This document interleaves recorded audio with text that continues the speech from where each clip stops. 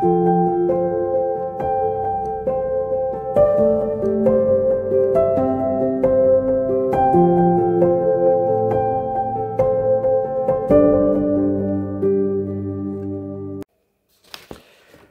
à tous et bienvenue pour ce temps de partage biblique. Ce matin, j'aborderai le thème de ceux qui se disent super apôtres. Et pour cela, je prends le chapitre de la deuxième lettre aux Corinthiens, au chapitre 11, verset 5, où Paul dit « Or, je n'estime n'avoir pas été inférieur à ces super apôtres. » Qui sont ces super apôtres que Paul nous parle dans sa lettre? Et quand l'apôtre Paul parle d'eux, il s'adresse vraiment à des détracteurs en opposant justement la faiblesse à ceux qui se disent super apôtres, mais qui, on pourrait dire, insidieusement faisaient dépendre leur auditoire et les gens qui côtoyaient, ils les faisaient dépendre d'eux-mêmes. Paul va justement s'élever contre leur pseudo-ministère de l'apparence, du paraître, en disant distinctement au chapitre 5, verset 12, « Il se glorifie de l'apparence et non du cœur. » Et à plusieurs reprises, notamment au chapitre 3, Paul avait déjà dénoncé la prétention de ses adversaires à se recommander eux-mêmes. Et tout au long de cette deuxième lettre aux Corinthiens, Paul ne cessera de stigmatiser l'autodésuffisance de ses détracteurs. Au chapitre 10, verset 12, il dira « Eux se mesurant eux-mêmes par eux-mêmes, se comparant eux-mêmes avec eux-mêmes. » En fait, il est en train de nous dire que la force est en opposition avec la faiblesse.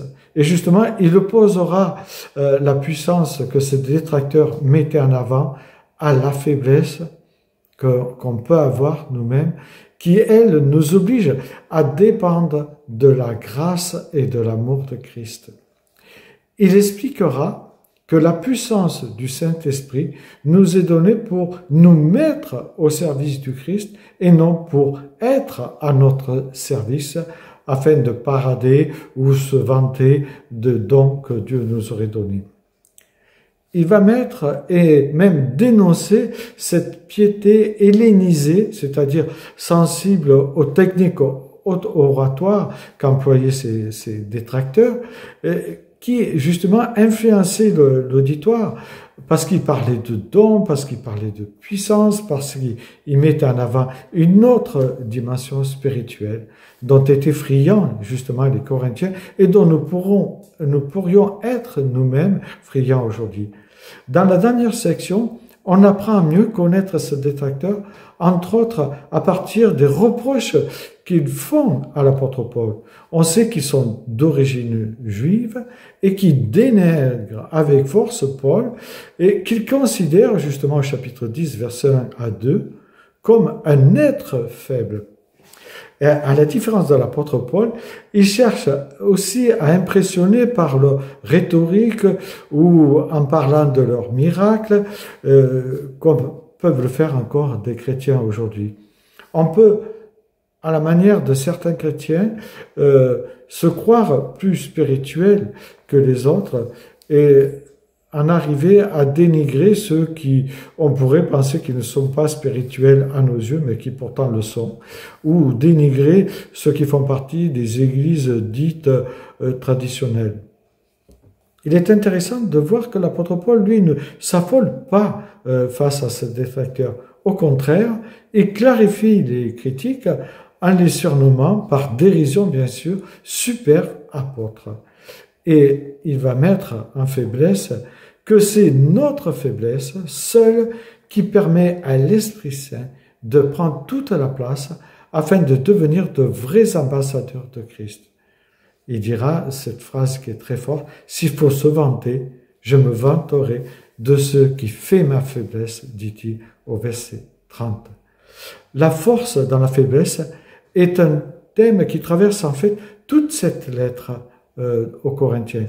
Ce thème est donc une des clés de la lecture que nous devons avoir quand nous lisons cet épître, car il nous permet d'entrer dans le cœur du message que Paul cherche à transmettre à son auditoire, mais c'est aussi un message pour nous aujourd'hui de faire attention, de ne pas trop nous vanter de nos dons ou de nos puissances qu'on aurait.